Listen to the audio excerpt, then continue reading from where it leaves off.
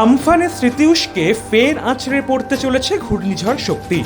বাংলাদেশ হাওয়া অফিস সূত্রে খবর, আগামী ১৬ থেকে ১৮ই মের মধ্যে বঙ্গোপসাগরে তৈরি হতে চলেছে এক গভীর নিম্নচাপ।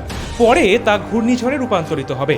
আবহাওয়া গবেষকদের পূর্বাভাস অনুযায়ী ঘূর্ণিঝড় শক্তি আগামী ২৪ থেকে ২৬শে মের মধ্যে ভারতের উড়িষ্যা উপকূল থেকে শুরু করে বাংলাদেশের চট্টগ্রাম উপকূল পর্যন্ত যে কোনো স্থানে আঘাত হানতে পারে। বিশেষজ্ঞদের দাবি, ঘূর্ণিঝড়টি পশ্চিমবঙ্গ ও বাংলাদেশের খুলনা উপকূলে আঘাত হানার সম্ভাবনাই সবচেয়ে বেশি। ঘূর্ণিঝড়ের প্রভাবে ক্ষতিগ্রস্ত হতে পারে বাংলার উপকূলের জেলাগুলিও। ঘূর্ণিঝড়টির নামকরণ করেছে শ্রীলঙ্কা। একদিকে প্রবল দাবদাহ, অন্যদিকে ঘূর্ণিঝড়ের আশঙ্কা।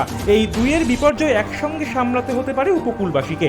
জানা যাচ্ছে, এই শক্তির প্রভাবে কলকাতায় ২-৩ দিন ধরে বজ্রবিদ্যুৎ সহ বৃষ্টিপাতের সম্ভাবনাও রয়েছে। তাছাড়াও বইবে ঝোড়ো হাওয়া। এরকমই নতুন নতুন আপডেটের জন্য স্মার্ট বার্তা পেজটিকে লাইক, কমেন্ট, শেয়ার এবং সাবস্ক্রাইব করতে একদম ভুলবেন না।